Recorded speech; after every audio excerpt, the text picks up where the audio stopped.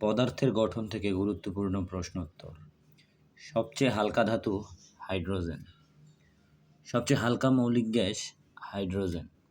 সবচেয়ে ভারী মৌলিক গ্যাস রেডন। পৃথিবীতে বর্তমানে মৌলিক পদার্থের সংখ্যা 118টি। মৌলিক পদার্থ প্রকৃতিতে পাওয়া যায় 98টি।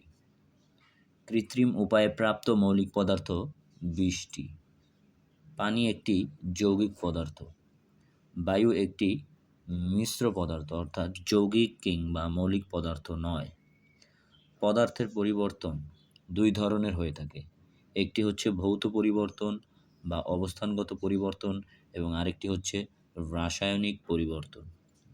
মরিচার গ্রহণযোগ্য সূত্র হচ্ছে Fe2O3NH2O।